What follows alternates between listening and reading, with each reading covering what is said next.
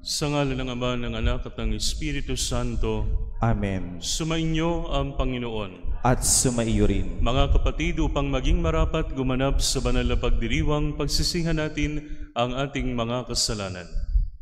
Sinugong tagapagpagaling sa mga nagsisisi, Panginoon, kaawaan mo kami. Panginoon, kaawaan mo kami. Dumating na tagapaganyayang ang mga makasalanay magsisi, Kristo, kaawaan mo kami. Kristo, kaawaan mo kami. Nakaluklukas sa kanan ng Diyos Ama para ipamagitan kami, Panginoon, kaawaan mo kami. Panginoon, kaawaan mo kami. Kaawaan tayo ng makapangyarihang Diyos, patawarin tayo sa ating mga kasalanan, at patnubayan tayo sa buhay na walang hanggan.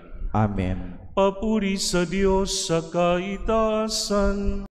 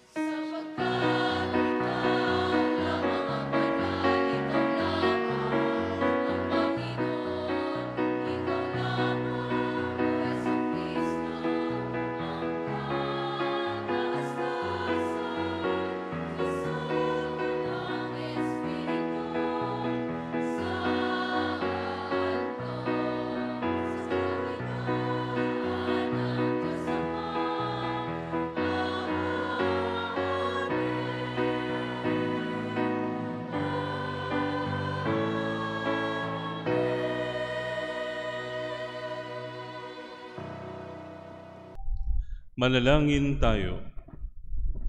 Ama naming makapangyarihan, ipagkaloob mong lagi naming ikaligayang ikaw ay paglingkuran, sapagat walang maliw at walang kahulilipang kasiyahan kapag sumasamba kami sa iyong kapangyarihang nagpapairal sa tanang sanlibutan.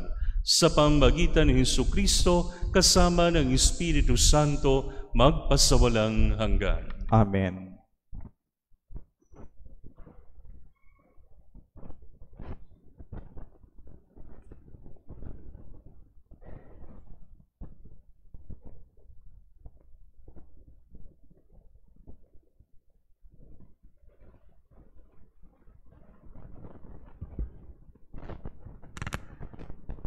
Ang salita ng Diyos mula sa aklat ni Propeta Malakias. Tandaan ninyo, darating ang araw na lilipulin ko ang mga palalo at masasama. Sa araw na iyon, matutupok silang gaya ng dayami at walang matitira sa kanila, sabi ng Panginoon. Ngunit kayo na sumusunod sa akin ay liligtas ko at pagagalingin ng aking kapangyarihan na lulukob sa inyo, gaya ng sinag ng araw. Ang salita ng Diyos. Salamat sa Diyos.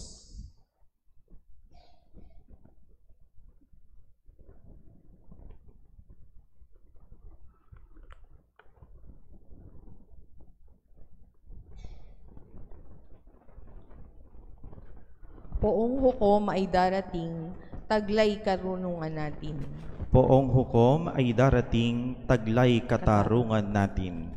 Sa saliw ng mga lira, iparanig yaong tugtog. Ang Panginooy purihin ng tugtuging maalindog. Tugtugin din ang trompeta, nakasaliw ang tambuli. Magbunyi tayo sa harap ng Panginoong siyang hari. Poong hukom ay darating, taglay katarungan natin. Umingay ka karagatan at lahat ng lumalangoy. Umawit ang daigdigan at lahat ng naroroon. Umugong sa palakpakan pati yaong kalaliman. Umawit ding nagagalak ang lahat ng kabundukan. Poong hukom ay darating, taglay katarungan natin. Sa harap ng Panginoon, masaya tayong umawit, pagkat siya'y dumarating maghahari sa daigdig. Poong hukom ay darating, taglay katarungan natin. Panginoon siya'y hukom, tanan sa kanya'y lalapit, taglay niya'y katarungan at paghatol na matuwid. Poong hukom ay darating, taglay katarungan natin.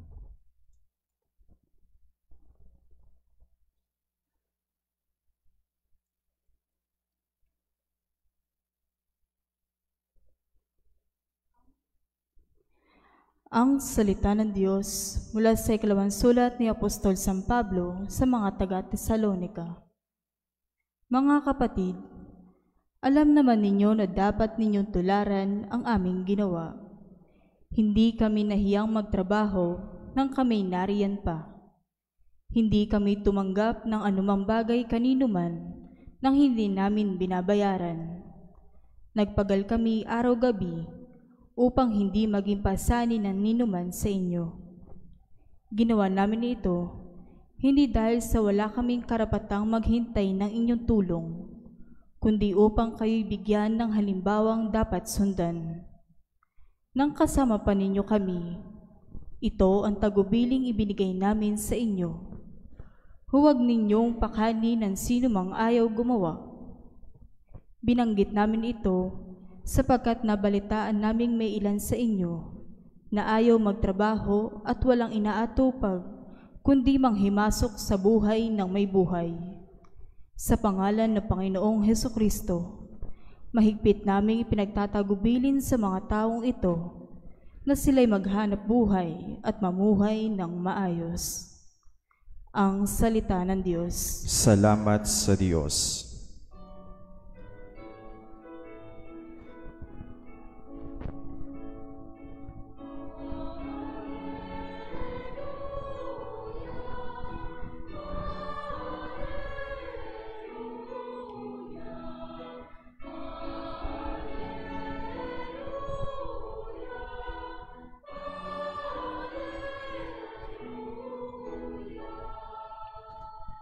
Naririto, malapit na ang kaligtasang pag-asa upang ating matamasa.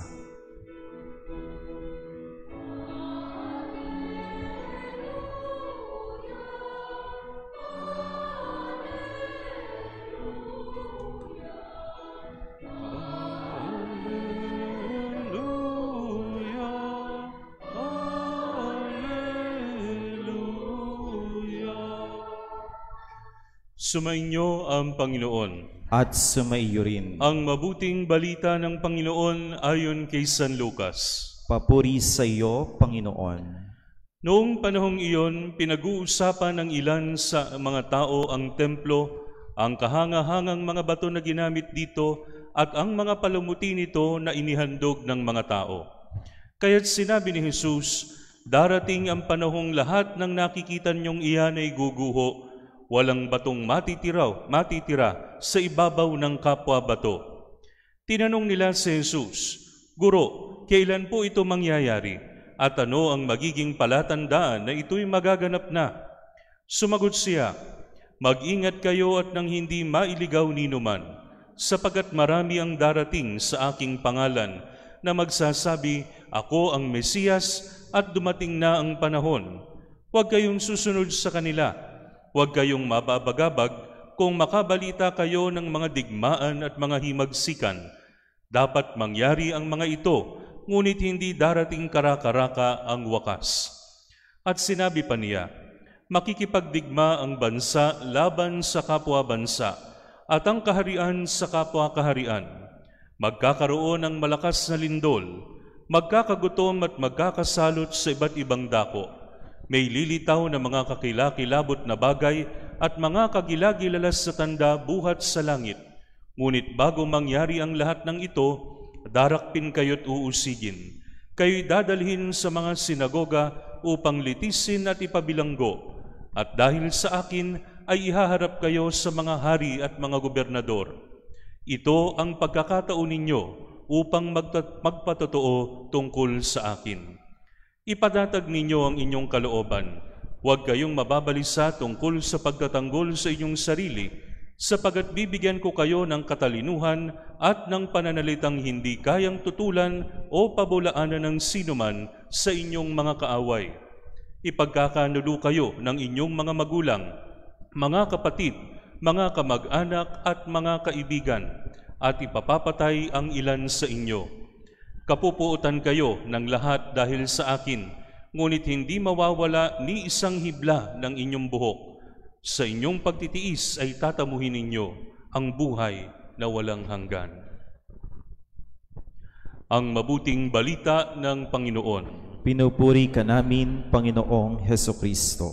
Sa ngalan ng Ama, ng Anak at ng Espiritu Santo. Amen. Magandang gabi po sa inyong lahat. Tayo po ay nasa huling linggo na ng Ordinary Time. 33rd Sunday in Ordinary Time. Next week po ay pagdiriwang na natin ng Kristong Hari ang pagtatapos at simula ng bagong kalendaryo ng simbahan. At next Sunday ay Advent na, magpapasko na. At sa atin po mga readings po ngayon mga kapatid, ay tampok ang katapusan. Sa atin pong readings, nakita po natin sa Ebanghelyo na noong panahong iyon, pinag-uusapan ng mga tao yung templo. Napakaganda raw ng mga batong ginamit at napakaganda ng mga nilagay ng mga tao ng mga palumuti dito. Mga kapatid, bakit napakahalaga para sa mga Israelita ng templo? Dapat po nating tandaan mga kapatid na nung panahon ng ating Panginoong Hesus, ang Jerusalem ay nasakop ng Roma. So dalawa lang ibig sabihin yan. Wala silang government at wala silang totoong hari. Ang hari nila, si Herodes, ay isang puppet ng Roma. Kaya ang national identity ng mga Israelita nandoon sa templo. Yun ang pagkakakilanlan nila. They are proud of that. That is their pride and joy. Na kapag sinabing ang templo, ang tinutukoy lagi ang templo ng Jerusalem dahil napakaganda. Pero mga kapatid, ano ang sabi ng Panginoon? Ang sabi niya, yung nakikita nyo na yan, wow, wala yan. Walang matitirang bato sa ibabaw ng kapwa bato. And true enough, mga kapatid, after the resurrection of Jesus, sinira ang templo ng Jerusalem, ng mga Romano. Dahil matigas ang kanilang ulo, sige, sisirain namin yung pinagmamalaki ninyo. And to this day, mga kapatid, wala nang natira doon mismo sa templo. Ang natira na lang yung bakod. Yun yung tinatawag na Wailing Wall. Doon nagpupunta yung mga Israelita, yung mga Hudyo, para magdasal. Mga kapatid, paano ba natin i-appropriate sa ating pang-araw-araw na buhay itong binasa nating ebanghelyo? Mga kapatid, lahat tayo ay may templo sa ating buhay. Yung kinoconsider nating pride and joy.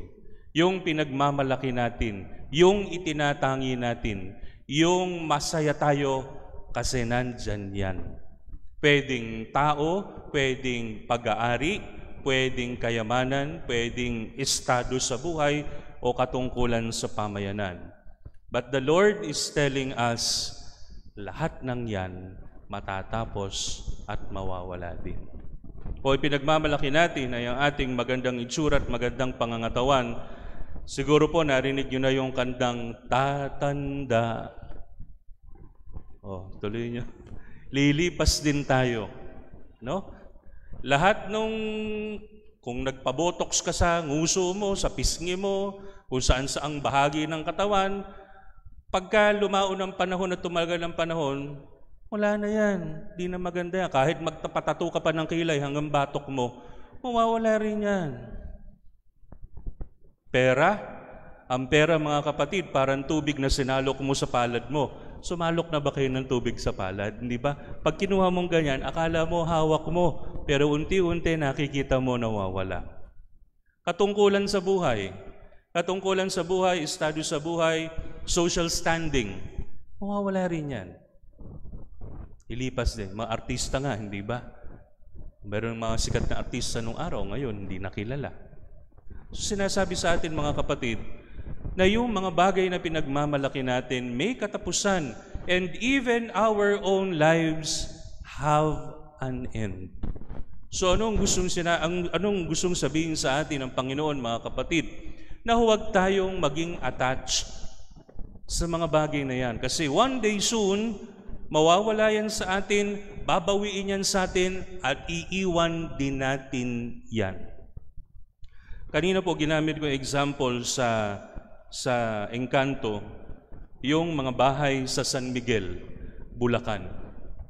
Kung nakapunta na po kayo sa bayan ng San Miguel, hindi naman gano'ng puntahin kasi papasok ka sa loob eh.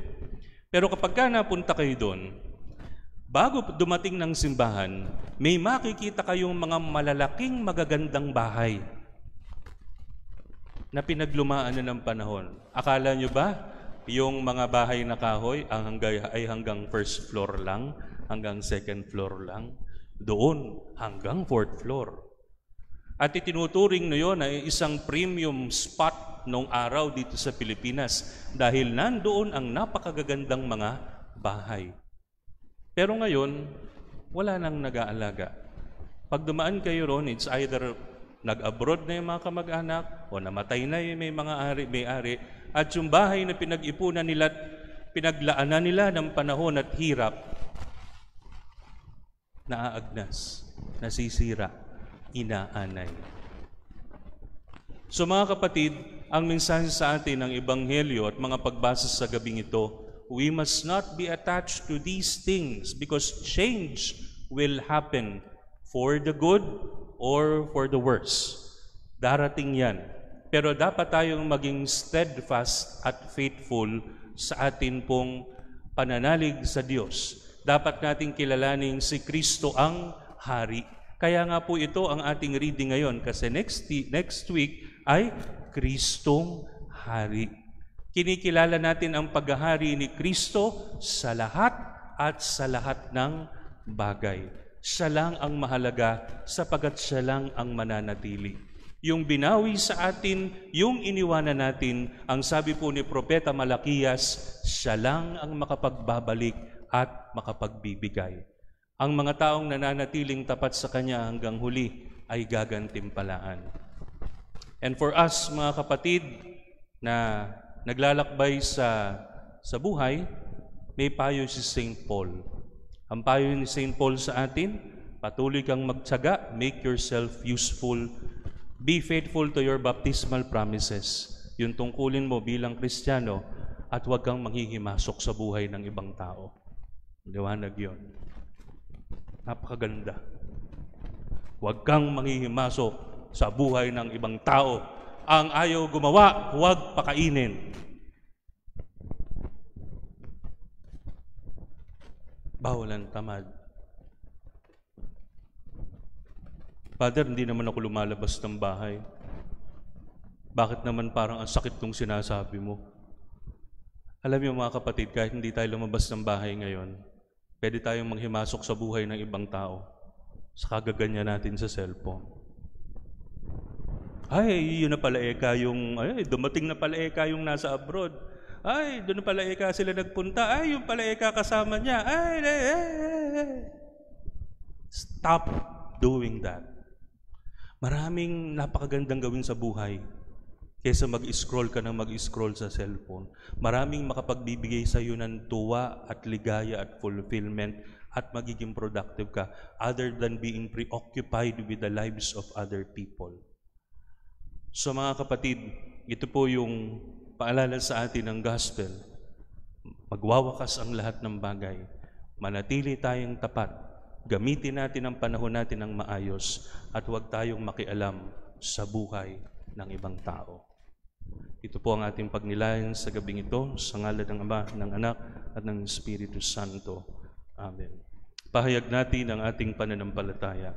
Sumasampalataya ako Sa Diyos amang makapangyarihan sa lahat, na may gawa ng langit at lupa. Sumasampalataya ako kay Jesucristo, iisang anak ng Diyos, Panginoon nating lahat. Nagkatawang tao siya, lalang ng Espiritu Santo. Ipinanganak ni Santa Mariang Birhen.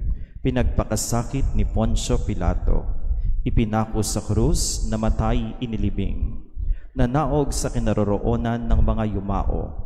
Nang may 3 araw, nabuhay na mag-uli. Umakyat sa langit, naluluklok sa kanan ng Diyos amang makapangyarihan sa lahat.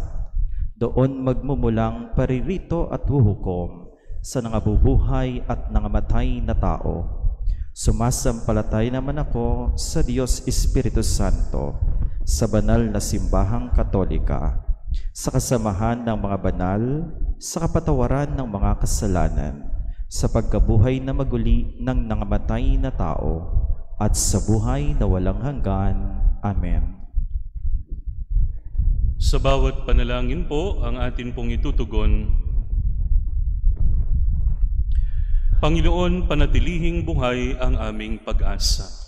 Panginoon, panatilihing buhay ang aming pag-asa.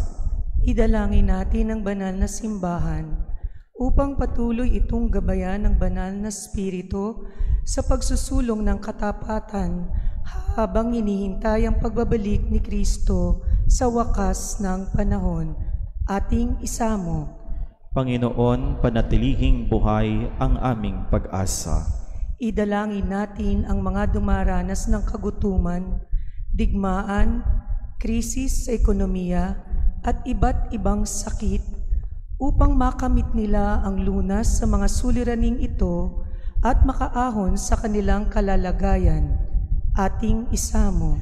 Panginoon, panatilihing buhay ang aming pag-asa.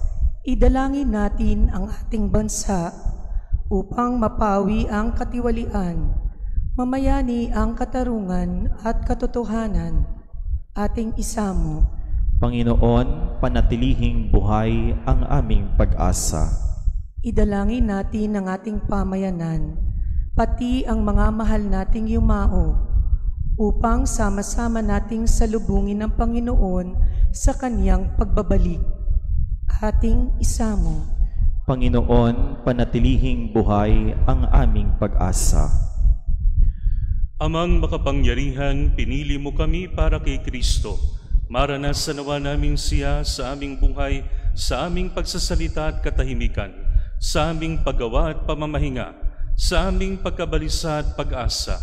Hinihiling namin ito sa Kanyang pamamagitan bilang aming Panginoon magpasawalang hanggan. Amen.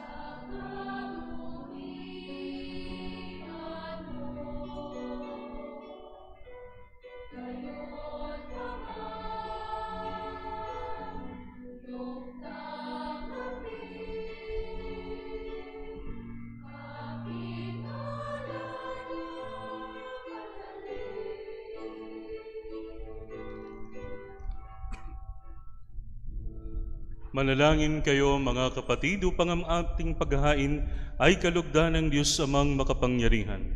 Tanggapin nawa ng Panginoon itong paghahain sa iyong mga kamay, sa kapurihan niya at karangalan, sa ating kapakinabangan at sa buong sambayanan niyang banal.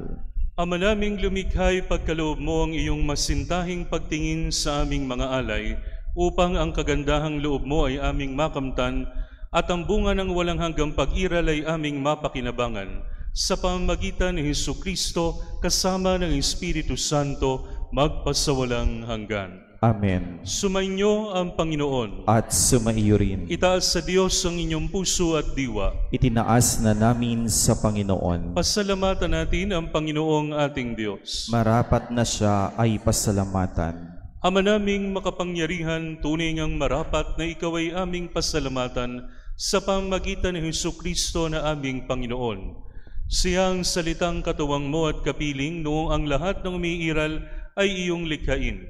Siya'y sinugo mo para kami sa gipit palayain, kaya't siya'y kinalinga ng mahal na Birhen na naging kanyang inang totoo sa kapangyarihan ng Espiritu Santo.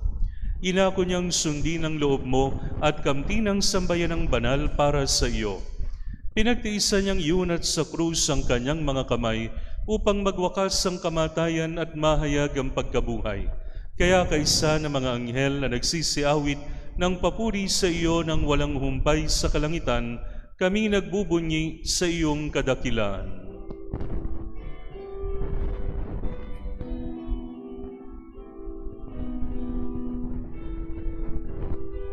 Santo, Santo, Santo, Panginoong Diyos, napupuno ang langit at lupa ng kadakilaan mo.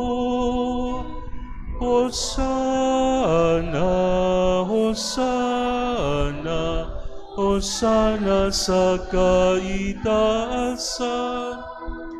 Hosana, Hosana, Hosana sa kaitaasan.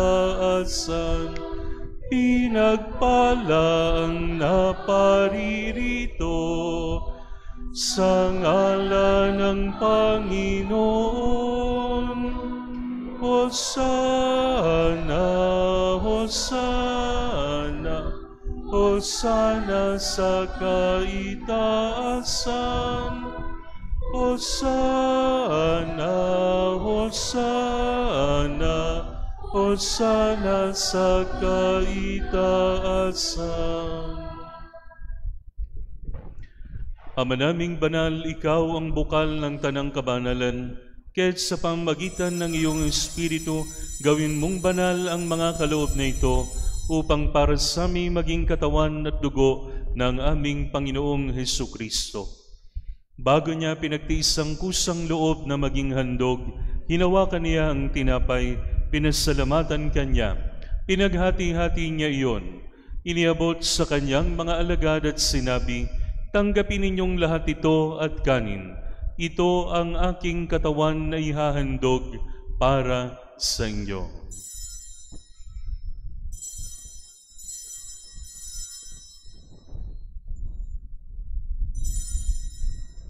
Gayun din naman nung matapos ang hapunan, hinawakan niya ang kalis, muli kanyang pinasalamatan. Iniabot niya ang kalis sa kanyang mga alagad at sinabi, "Tanggapin ninyong lahat ito at inumin. Ito ang kalis ng aking dugo, ng bago at walang hanggang tipan. Ang aking dugo na ibubuhos para sa inyo at para sa lahat, sa ikapagpapatawad ng mga kasalanan. Gawin ninyo ito sa pag-alala sa akin."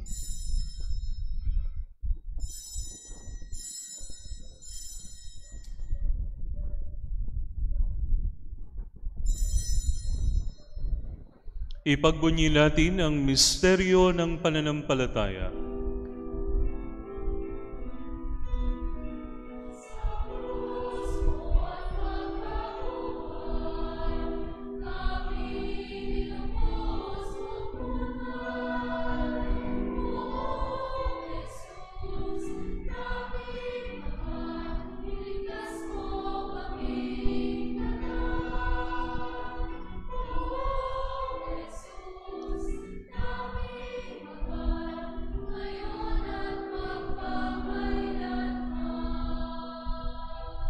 Ama, ginagawa namin ngayon ang pag-alala sa pagkamatay at muling pagkabuhay ng iyong anak, kaya tiniaalay namin sa iyo ang tinapay na nagbibigay buhay at ang kalis na nagkakaloob ng kaligtasan.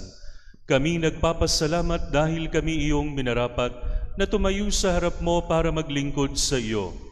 Isinasamo namin kaming magsasalo-salo sa katawan at dugo ni Kristo ay mabuklod sa pagkakaisa sa pamamagitan ng Espiritu Santo. Ama, lingapin mo ang iyong simbahang laganap sa buong daigdig.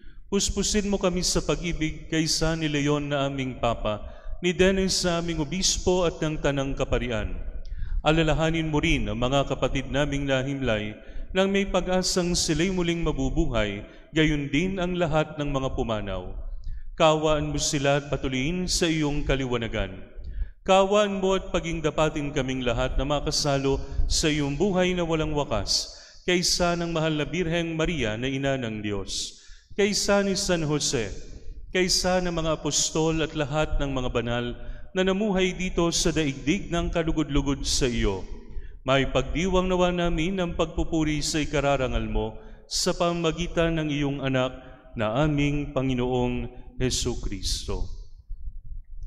Sa pamamagitan ni Kristo, kasama niya at sa Kanya, ang lahat ng parangal at papuri ay sa iyo, Diyos Amang makapangyarihan, kasama ng Espiritu Santo, magpasawalang hanggan.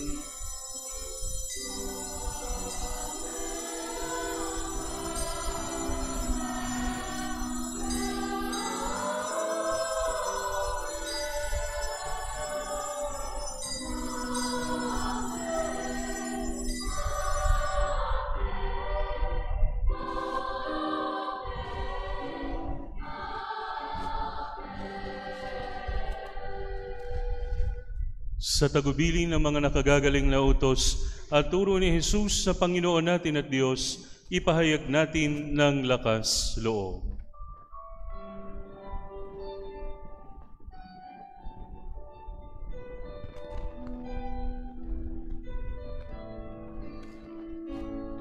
Ama namin, sumasalangit ka, sambahin ang ngalan mo, mapasa amin ang kaharian mo, sundin ang loob mo, dito sa lupa para nang sa langit.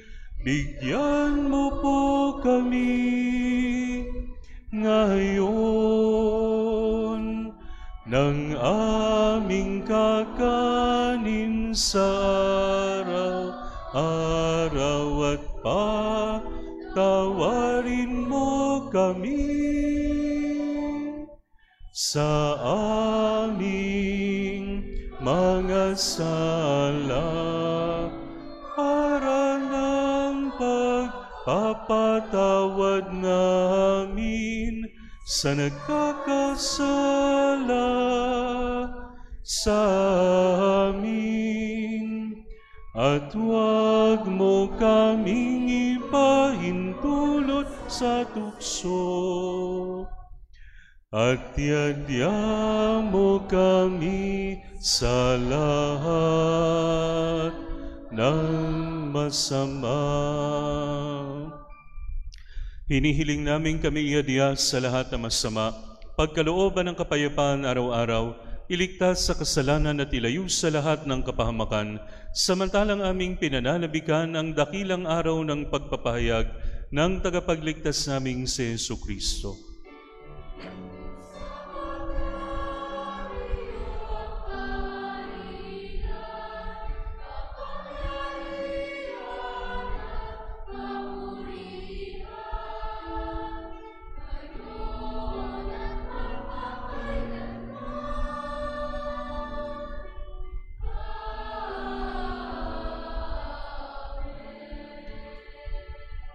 Panginoong Hesukristo, sinabi mo sa iyong mga apostol, kapayapaan ang iniiwan ko sa inyo, ang aking kapayapaan ang binibigay ko sa inyo. Tunghen mo ang aming pananampalataya at huwag ang aming mga pagkakasala.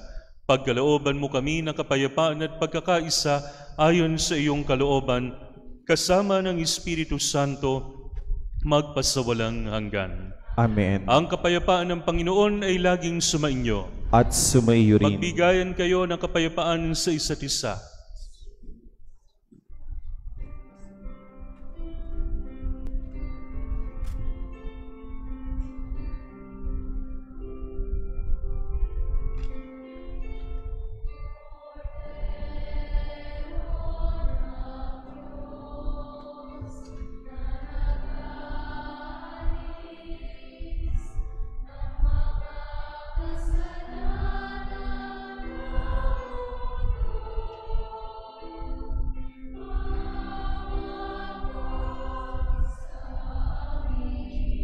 Sa katuwan sa Tuhan Panginoon Kristo, tungkol namin sa pagkakaroon.